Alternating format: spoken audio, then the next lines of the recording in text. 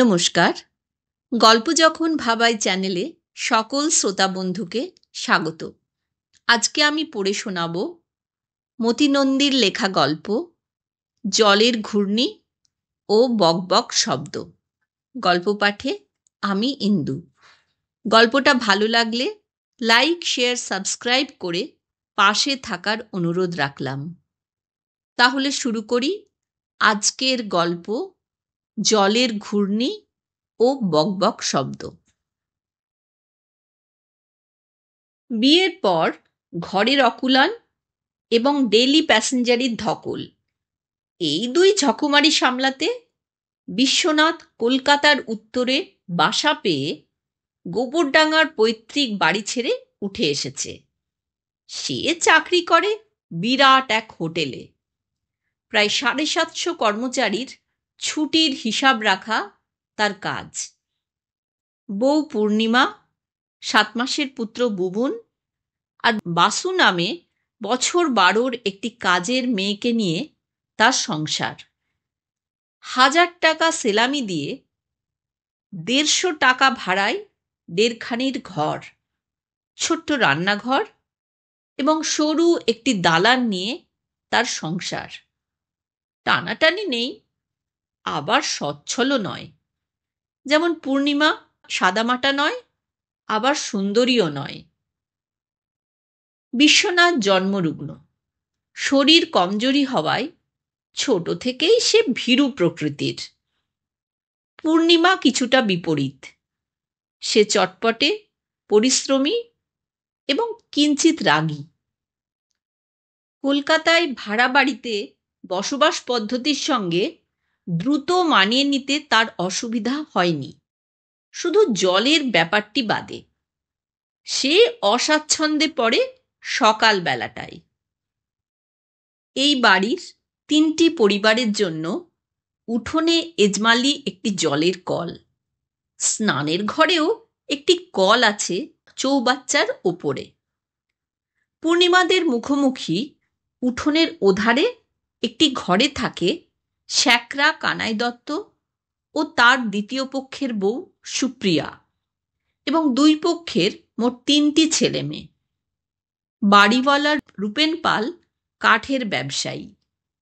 তার সংসারে স্ত্রী, এমএ পাঠরতা কন্যা আর নিমাই নামে একটি চাকর মাত্র। জনা 12 প্রাণী নির্ভর করে একটি কলের ওপর। প্রতিদিন দুবেলা কে আগে কলের নিচে কলসি বা বালতি বসাবে, এই নিয়ে 3 পরিবারের লোকেদের মধ্যে মিউজিক্যাল চেয়ারের মতো জল ধরার প্রতিযোগিতা চলে। মচলন্দপুরের বাপের বাড়িতে টিউবওয়েল, পাতকুয়া এবং পুকুর পূর্ণিমাকে যথেচ্ছ জল খরচ করার অভ্যাস তৈরি করে দেওয়ায় এখন 4 বালতি জলের সঙ্গে সে কিছুতেই মানিয়ে নিতে পারে না।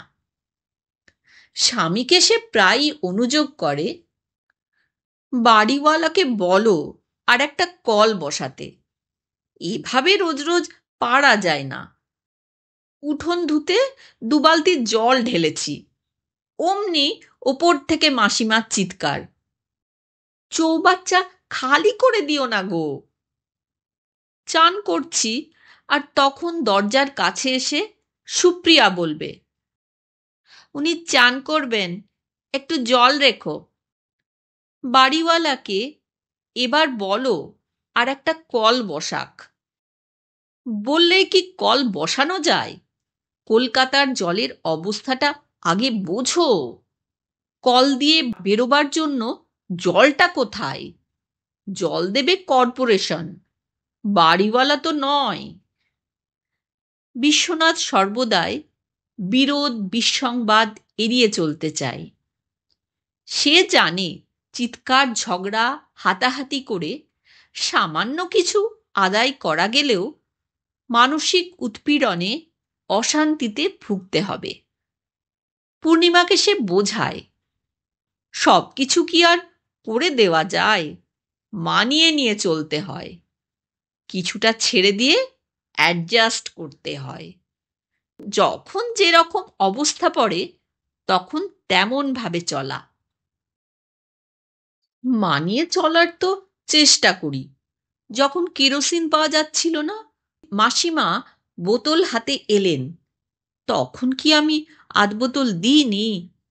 হঠাৎ যেদিন দুধের ধর্মঘট হলো, মিন্টু এসে বলল, বাবা চা খেতে পাচ্ছে না, একটুখানি দেবে কাকিমা?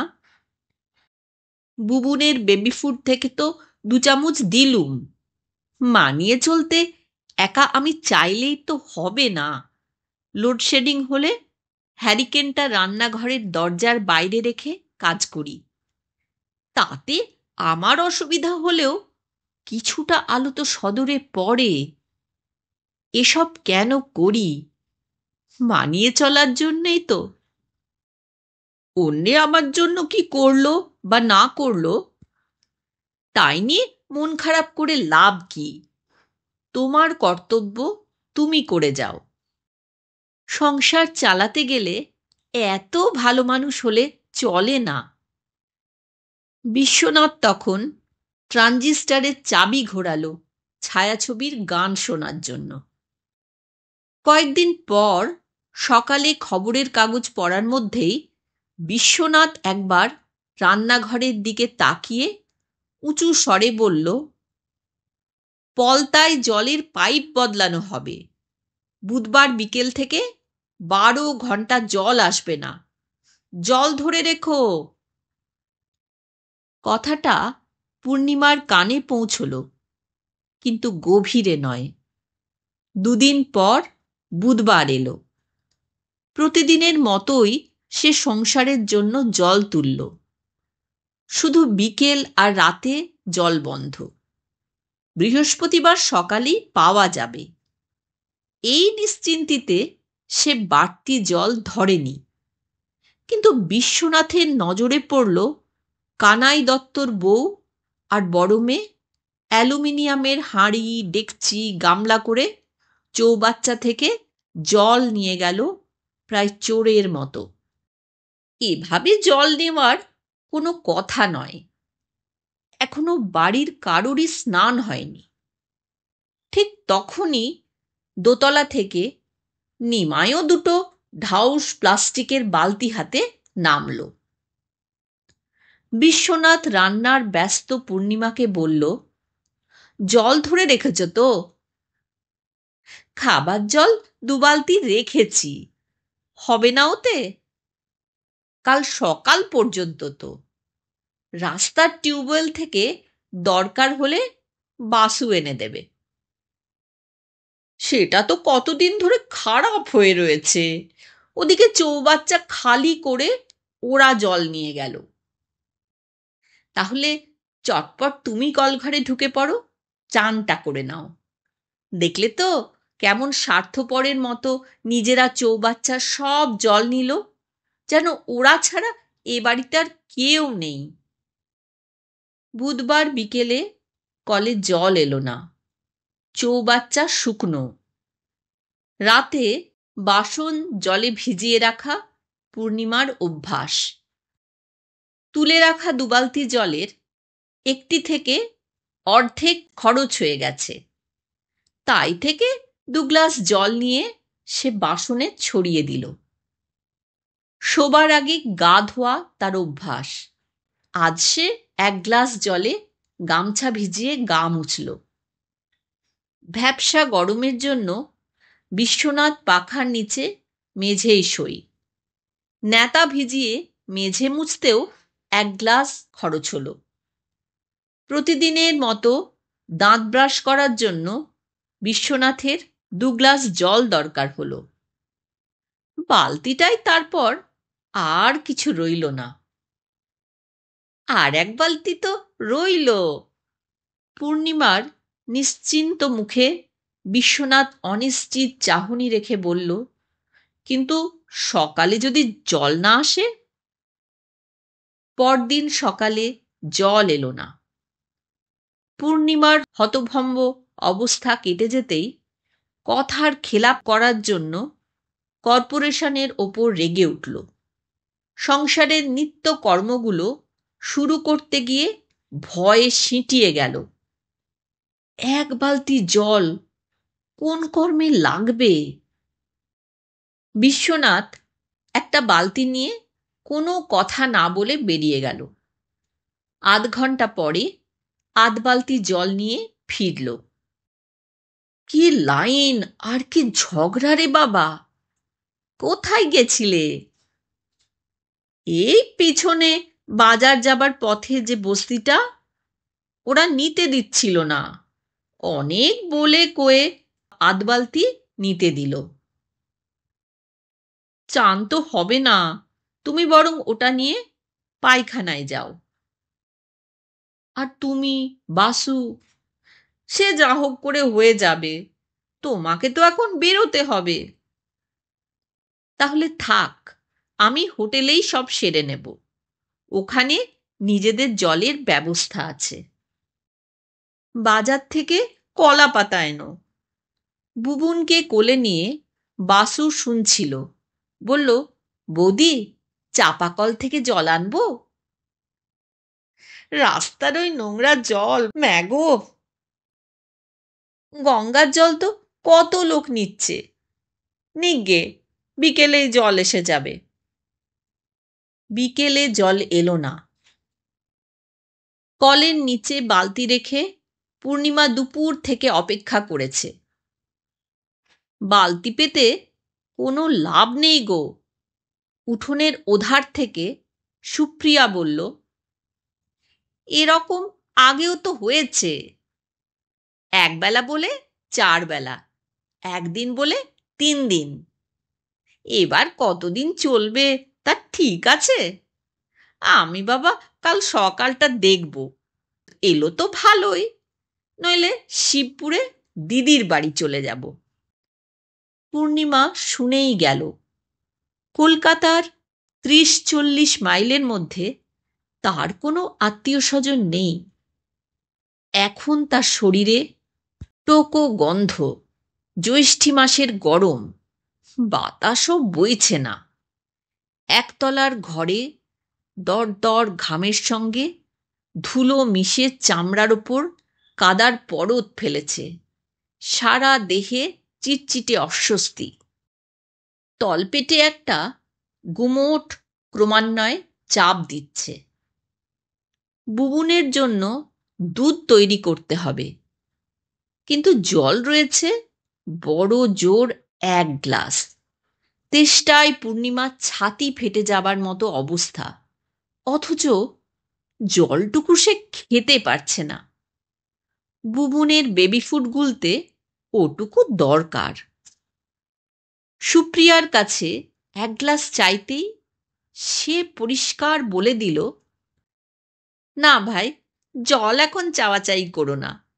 দুপুরে মিনুর বাবা মারামারি করে টিউকল থেকে 1 বালতি এনে দিয়েছে, আমাদেরও তো দরকার পড়বে। গেলাস নিয়ে সে দোতলায় গেছিল।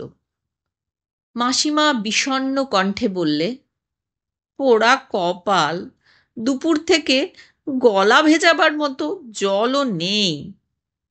নিমাই একটা বাড়িকে ধরেছিল 1 টিন জলের জন্য। বেটা বলে, জল দিতে পারবো না। 3 গুণ 4 গুণ দাম দিয়ে দোকানদাররা যে নিচ্ছে।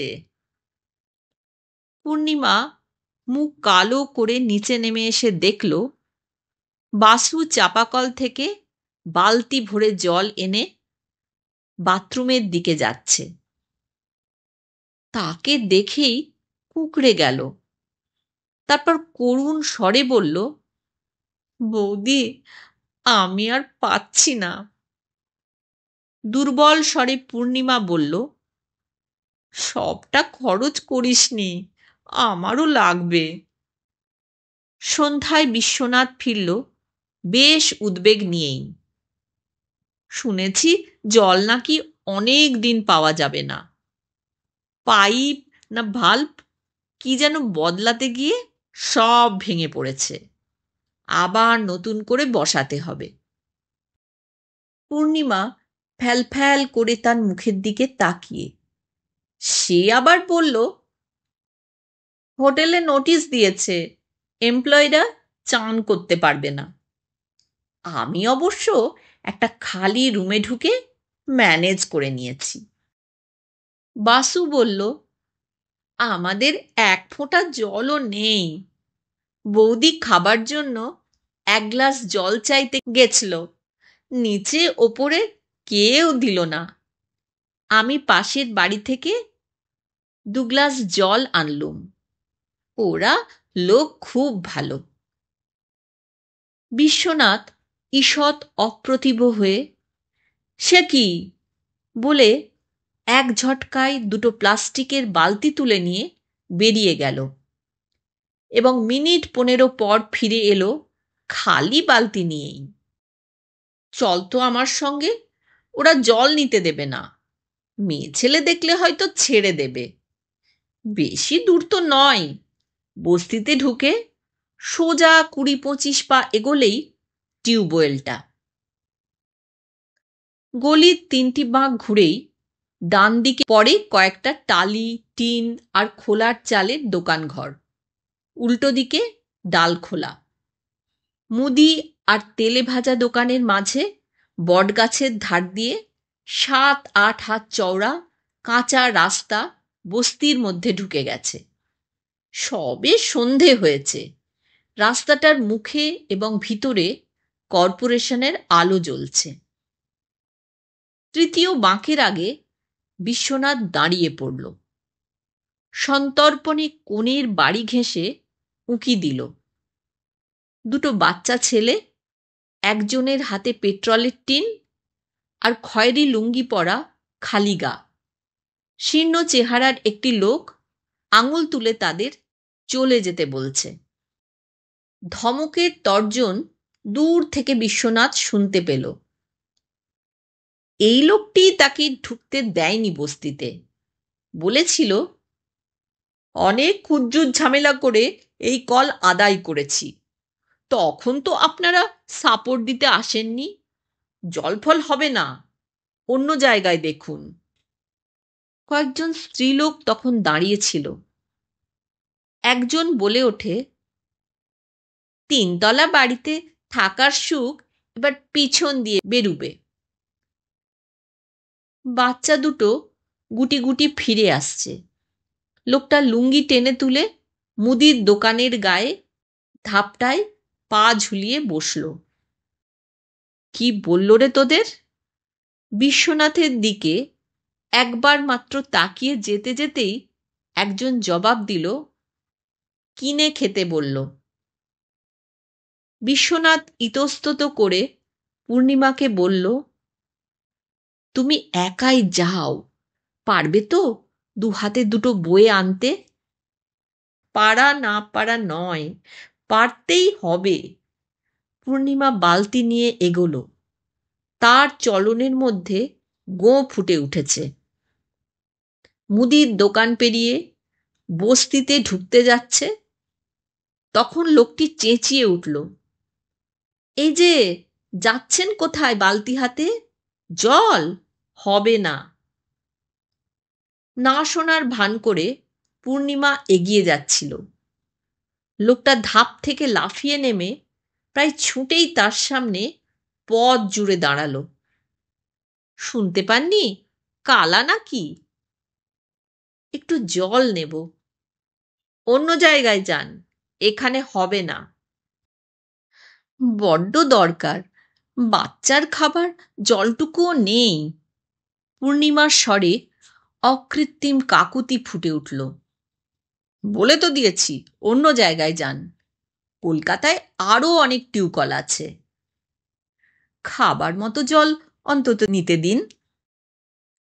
খাবার, জলপটি দেবার কোনো জলই এখানে মিলবে না। পূর্ণিমা গলা নামিয়ে মৃদু স্বরে বলল, পয়সা দেব। 1 বালতি কত করে নেবেন বলুন? লোকটার পাশে বস্তিরই আরও 2টি মাঝবয়সী লোক ও একটি কিশোরী দাঁড়িয়ে। কিশোরীটি হঠাৎ বলল, পয়সার গরম দেখাচ্ছেন?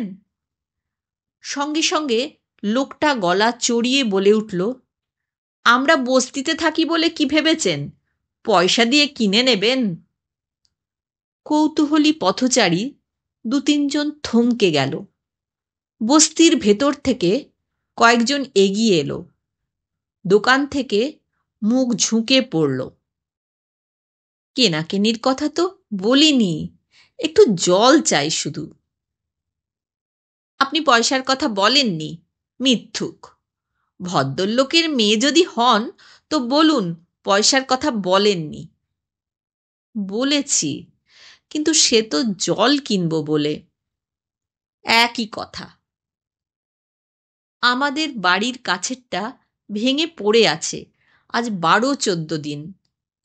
আর কোথায়? তাই বলে এখানে পয়সার ফুটুনি মারাতে আসা? জল কেনার শখ হয়েছে, 3তলা বাড়িতে ফ্যানের হাওয়া খেয়ে জল তুলতে এসেছেন? যান যান, জল ফল হবে না। কেন হবে না?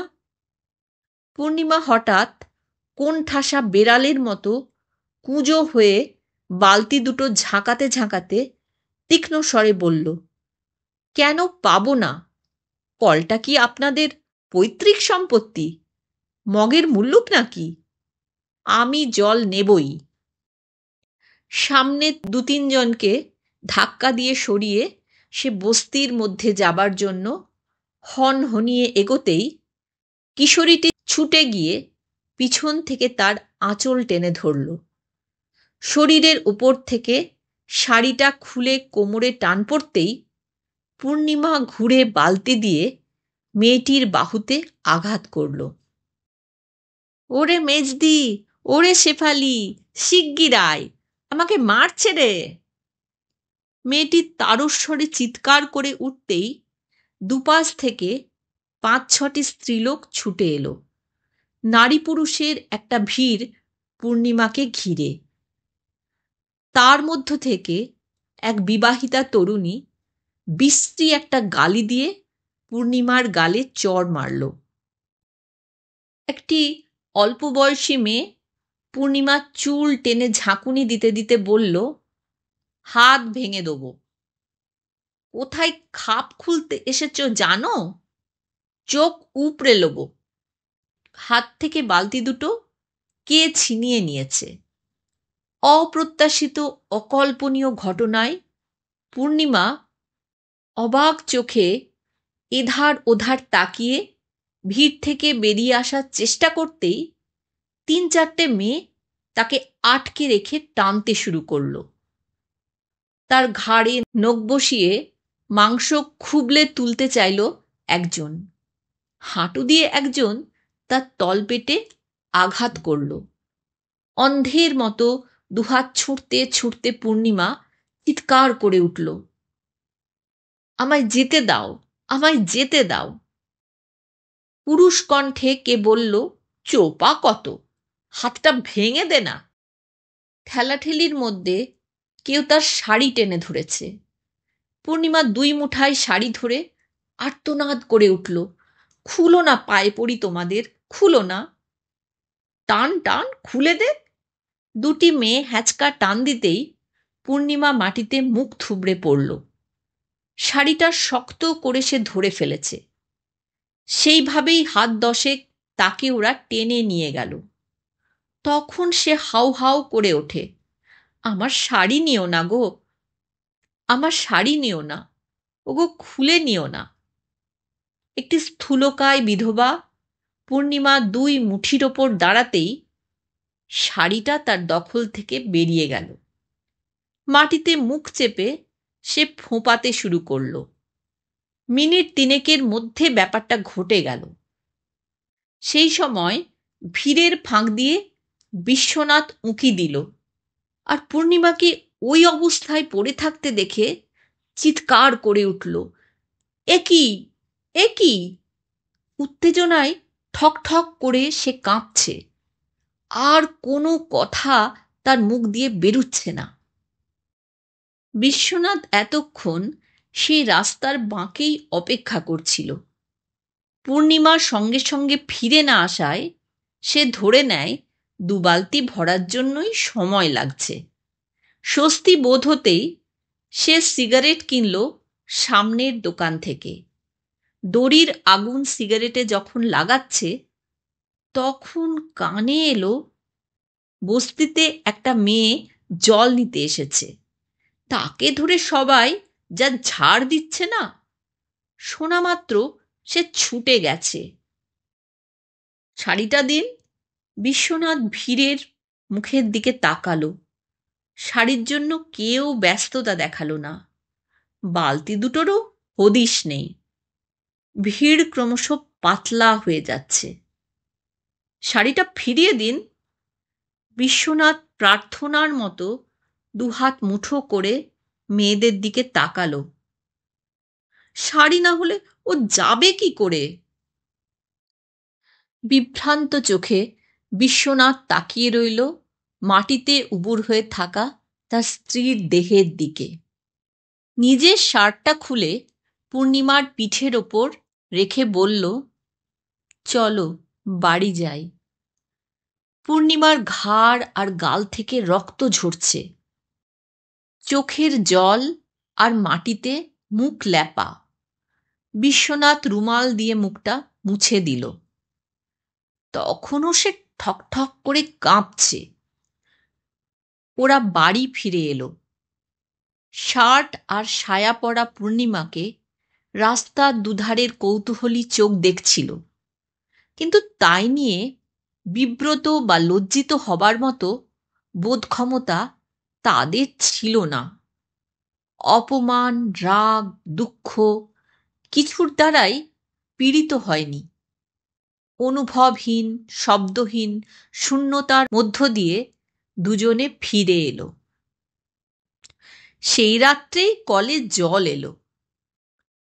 বালতি বসাবার জন্য যখন হুড়োহুড়ি চলছে, পূর্ণিমা তখন বিছানায় কাঁপছে জ্বরের তাড়সে। দিন দশেক পর সন্ধ্যায় বাড়ি ফিরে বিশ্বনাথ দেখল রান্নাঘরের প্রায় সিকিভাগ জুড়ে রয়েছে দুটো জ্বালা, যার মধ্যে একটা মানুষ উবু হয়ে থাকতে পারে। দুপুরে বাজারে গিয়ে কিনে আনলুম। 30 টাকা পড়ল, 1 টাকা মুটে। এবার জল জমাবো। জলের ক্রাইসিস কি ঘন ঘন হয় যে চাল বা কেরোসিনের মতো জমিয়ে রাখবে? যদি 2 বছর, 4 বছর, 10 বছর পরও হয় তবুও। রাগটা যন্ত্রণার চাপে পূর্ণিমার গলায় আটকে গেল। বিশ্বনাথ ওর চোখের দিকে তাকিয়ে ভয় পেয়ে মুখ ফিরিয়ে নিল। পূর্ণিমা প্রতিদিন 1 বালতি করে জল দুটি জ্বালায় ঢালতে লাগল। সকালের প্রথম বালতির এবং বিকালের প্রথম বালতির জল। এজন্য সংসারে ব্যবহারের জন্য জলের পরিমাণ তাকে কমাতে হলো। চায়ের জন্য বাসু একদিন 2 বাটি জল জ্বালা থেকে নেওয়ায় চড় খেল। দিনে 3-4 বার সে সরাক তুলে দেখে কতটা ভরল। একদিন জ্বালা দুটি ভরে গেল। পূর্ণিমা দুটি ছোট জ্বালা কিনে বড় দুটির মুখের ওপর বসিয়ে দিল। এতে কদিন চলবে? একদিন বিশ্বনাথ জিজ্ঞাসা করল। পূর্ণিমা মনে মনে হিসেব করে বলল, 2 সপ্তাহ চলবে, শুধু খাওয়া আর রান্নার জন্য। তবে নির্ভর করছে কিভাবে খরচ করবে। বাসন মাজা, কাচাকাচি, ঘর মোছা চলবে না। তোমার টার্গেট কত? আমার টার্গেট নেই। অবশেষে ছোট জ্বালা দুটো ভরে গেল। রান্নাঘরে আর জায়গা নেই। দালানটা অরক্ষিত। শোবার ঘরে রাখা যায় কিনা পূর্ণিমা তাই নিয়ে কয়েকদিন চিন্তা করল। একদিন সে বিশ্বনাথের কাছে জানতে চাইল, বড় বড় ঘিয়ের টিন কোথায় পাওয়া যায়? কেন, জল রাখবে বলে? টিনে মরচে পড়ে তো ফুটো হয়ে যাবে। ছাদে কয়েকটা ইঁট পড়েছিল, কয়েকটা আঁচলের আড়াল দিয়ে নামিয়ে এনে পূর্ণিমা শোবার খাটটাকে উঁচু করল। এরপর মাটির কলসি কিনে জলে ভরে খাটের নিচে রাখতে লাগল।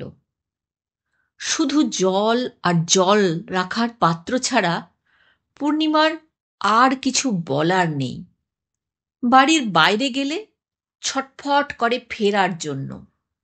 তার ভয়, জালা বা কলসি যদি কেউ ভেঙে ফেলে। খড়ি দিয়ে ওগুলোর গায়ে কেনার তারিখ লিখে রেখেছে। কোনটি থেকে প্রথম খরচ করবে, তারপর কোনটি, তারপর কোনটি, মনে মনে সে পাত্রগুলিকে সাজিয়ে ফেলেছে। কোন কাজের জন্য কোনটি থেকে জল খরচ করবে তাও সে ঠিক করে রেখেছে। 2-3টে পাত্রের তলা থেকে জল চুইয়েছিল, দোকান থেকে পুডিং এনে লাগিয়েছে। কি এক ঘোরের মধ্যে তার দিন এবং রাত কেটে যায় এই জল নিয়ে। এক এক সময় সে বিড়বিড় করে হিসেব করে, বাসুকে বলে, চান টানের কথাই ওঠে না। হাত ধোয়া, কুলকুচোর জন্য 1 বাটি, তার মানে 3 জনের জন্য 3 বাটি, দুবেলায় 6 বাটি। বুবুনের কাঁথা প্রথম 2-3 দিন রোদে শুকিয়ে নিতে হবে। গন্ধ হবে তো কি আর করা যাবে।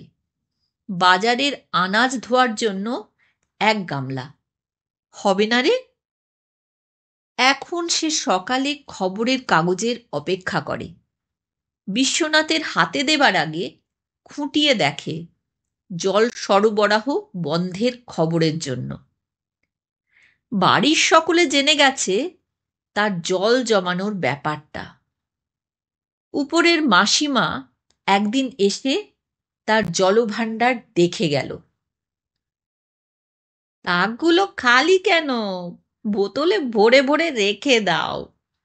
ঠাট্টা করেই কথাগুলো বলা, কিন্তু পূর্ণিমার কানে সেটা বিচক্ষণ পরামর্শ মনে হলো।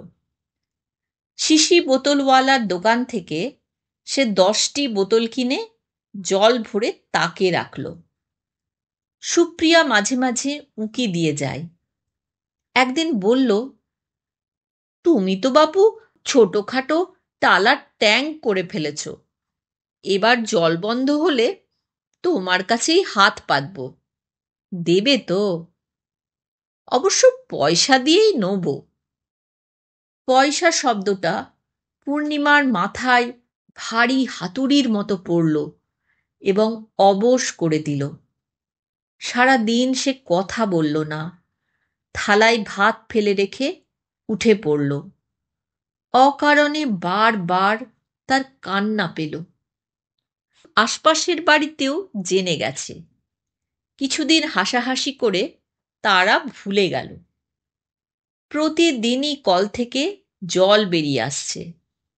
পূর্ণিমা তাই দেখে দেখে এখন বিরক্ত। বিশ্বনাথকে বলল, জল কি আর বন্ধ হবে না? তোমার তাই নিয়ে ভাবনা করার কি? 3-4 মাসের মতো তো স্টক হয়েই গেছে। স্তিমিত ক্লান্ত কণ্ঠে সে বলল, কাজে না লাগলে জমানোর কোনো মানেই হয় না। এই কথার 2 দিন পরেই ভোরে কাগজ দেখতে দেখতে পূর্ণিমা চিৎকার করে উঠল, হয়েছে হয়েছে, ওগো শুনছ? ওরে বাসু, সোমবার সকালে জল আসবে না। কাগজ হাতে সে ছুটে উঠোনে এলো। সুপ্রিয়া কলে মুখ ধুচ্ছে। পূর্ণিমা চেঁচিয়ে প্রায় সারা বাড়িকে শুনিয়ে বলল, সোমবার সকালে জল আসবে না গো। অদ্ভুত এক সুখ পূর্ণিমাকে গ্রাস করেছে। 3 দিন পর সোমবার। 3টে দিন সে তীব্রভাবে অপেক্ষা করল। তার ঘর ভরে আছে জলে। সে নিজেও ভরে যাচ্ছে কানায় কানায়। এতদিন ধরে ধিকি ধিকি যে দুঃখ তাকে পোড়াচ্ছে, এইবার তা নিববে। উদাসীন চোখে সে দেখল অন্যান্যদের ব্যস্ততা, ক্ষোভ, উৎকণ্ঠা, ভাবনা। অলসভাবে সংসারের কাজ করে গেল এবং মাঝে মাঝেই উজ্জ্বল হয়ে মৃদু হাসিতে তার মুখ ভরে যাচ্ছিল। বহুদিন ধরে সে অপেক্ষা করেছে এই দিনটির জন্য। জল তুলে রাখবে না বৌদি? দরকার নেই। সোমবার সকাল থেকে কলকাতায় কলের জল নেই। বড় জ্বালা থেকে পূর্ণিমা সংসারের জন্য জল ব্যবহার শুরু করল। স্নান বন্ধ, কলাপাতায় খাওয়া, বাসু চাপা কলের জলও আনল। অস্বাচ্ছন্দ্য রয়েছে, কিন্তু সেটা যেন বিরাট নিরুদ্বিগ্নতাকে আরও উপভোগ্য করার জন্য।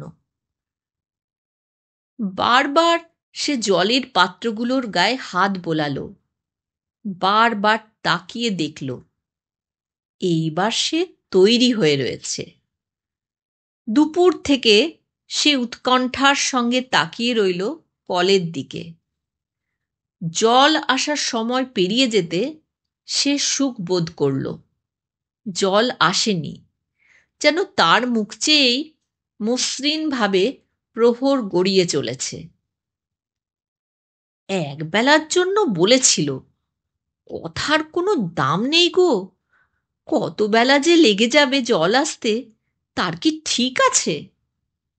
সুপ্রিয়া সন্ধ্যার সময় সদরে ধুনো দিতে এসে বিমর্ষ কণ্ঠে পূর্ণিমাকে বলল, তোমার আর কি, ঘরের টালার ট্যাঙ্ক নিয়ে দিব্যি তো কাটিয়ে যাচ্ছ। রাত্রে সে বিশ্বনাথকে বলল, তোমার কি মনে হয় এবার কতদিন চলবে? বিশ্বনাথ, 2-4 দিনের বেশি নয় বলাই পূর্ণিমা ক্ষুব্ধ হল।